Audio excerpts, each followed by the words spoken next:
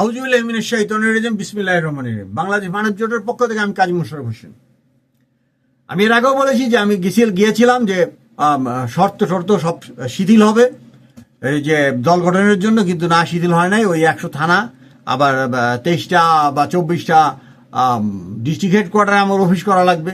হ্যাঁ, আর আমি তো আছি অন্য একটা চিন্তায় যে বাংলাদেশকে 24টি স্টেটে পরিণত করতে হবে, 6টি সিটি স্টেট আর 18টা ডিস্ট্রিক্ট, প্রাক্তন যে ডিস্ট্রিক্টগুলো ছিল বড় বড়, সেই ডিস্ট্রিক্টগুলো নিয়ে স্টেট হবে, যার যার এলাকা সে শাসন করবে। বিচার যাতে সহজে হয়ে যায়, বিচার কাজ আমাদের দেশে এখনো একটা প্রিয়ামশন কেস 2-3 বছরের মধ্যে হয় না শেষ। হ্যাঁ, এবং ওই তদবির কইরা কোথায় কে কবে ঢাকা যাবে ওই চিন্তা থাকে। কাজেই প্রাদেশিক সরকার বা এই রাজ্যের সরকার যদি হয়, তবে কি হবে, রাজ্য সরকার যদি হয় তাহলে এইগুলো খুব তাড়াতাড়ি হবে। আমার এলাকার কে গরিব আছে, আমার এলাকার কারা স্কুলগামী আছে, আমার এলাকার লোক ইতালি যাইতে চায়, আমার ইংরেজি শিক্ষার দরকার কি, আমি শিখবো কেন? হ্যাঁ, আমার এলাকার লোক সৌদি আরব যেতে চায়, আমি আরবি শিখবো, আমি ইংরেজি শিখবো কেন? এই যে বিষয়গুলো, বা আমার এলাকার ডাক্তার থাকতে চায় না, আমার ফরিদপুরের মধ্যে যদি হয়, অবশ্যই গ্রেটার ফরিদপুরের মধ্যে যদি হয়, অবশ্যই সকালবেলা আসবে, অফিস করবে, বিকালে তার বাড়িতে চলে যাবে, বাসা ভাড়াও তার লাগবে না। তা আমার কোনটা ভালো? এই ছোট ছোট রাজ্য করলে আমার জন্য এইটা ভালো। হ্যাঁ, কাজেই এখন এই সমস্ত কারণে আমি একটা দল করতে চেয়েছিলাম, কিন্তু দেখলাম যে সেই পুরানো কাহিনী, আপনার কাছে ওই যে দুর্নীতিবাজ ওই পয়সাওয়ালাদের কাছে ধর্ণা দিতে হবে পার্টির খরচের জন্য ইত্যাদি করিডোরে, দেখা গেল দিন শেষে ক্ষমতায় গেল সংসদ সদস্য, তার কোনো সে নাই, সে কি করে ওই পুঁজিপতি যা বলে ওইভাবেই কাজ করে।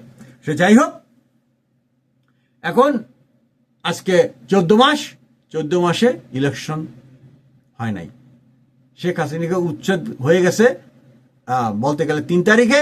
এটা বিভিন্নভাবে আসছে যে তারপর থেকে আর্মি ক্ষমতা ছিল। 3 তারিখ থেকে ইউনূস স্যার আসা পর্যন্ত, মানে 8 তারিখ পর্যন্ত যত হত্যাকাণ্ড হয়েছে সব সেনাবাহিনীর দায়। ঠিক আছে, একেবারে পরিষ্কার। তারপরে যা কিছু হয়েছে ইউনূস স্যারের দায়। ইউনূস স্যার, আপনি এখন দেখেন যে শেখ হাসিনার সঙ্গে হত্যাকাণ্ড বেশি হয়েছে না আপনার সবাই বেশি হয়েছে, দেখেন। আর ইলেকশন করতে লাগে 3 মাস, 3 মাস 6 মাস, 6 মাস থেকে 12 মাস পারেন নাই। কাজে এরপরে আপনার ছাত্ররা বসায় রাখতে পারে, বাংলাদেশের জনগণ কিন্তু বসায় রাখবে না।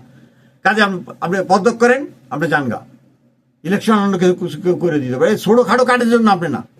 হ্যাঁ, আপনি এত বড় একটা লোবেন লরিয়েট, কেন আপনি এই ছোটখাটো কাজের মধ্যে থাকবেন? হ্যাঁ, আপনার ওই গণশক্তি বা যে সংগঠন আগে করছিলেন সেগুলোকে ক্ষমতা আনার জন্য বসে থাকে, কোনো লাভ হবে না। হ্যাঁ, বাংলাদেশের মানুষ জোয়ার ভাটার দেশের মানুষ, আজকে এই কুলে আছে, কালকে ওই কুলে থাকে। কাজেই যদি এই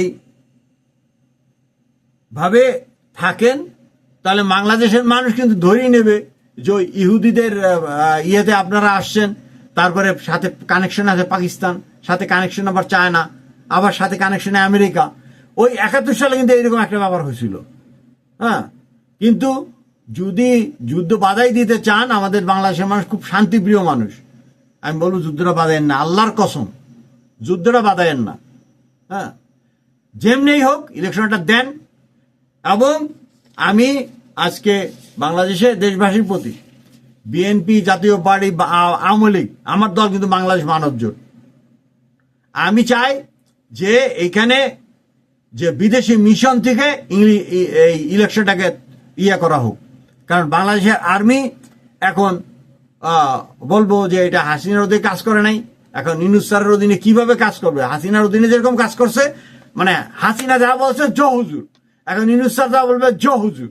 তো এই জো হুজুরের আন্ডারে ইলেকশন করার কোনো যুক্তিসঙ্গত কোনো কারণ নাই। হ্যাঁ, আপনি ইলেকশন তো করতে পারেন নাই।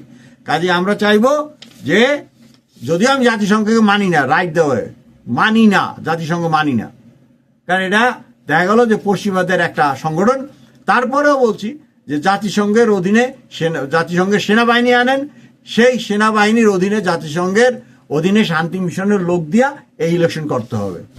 হ্যাঁ, আমি বলবো যে বিএনপি, জাতীয় পার্টি এবং অন্যান্য যারা সকল দল আছেন, হ্যাঁ, আওয়ামী লীগ এখন তো দৌড়ের উপর আছে, তাদেরকে তো কথাই বলতে দিচ্ছে না।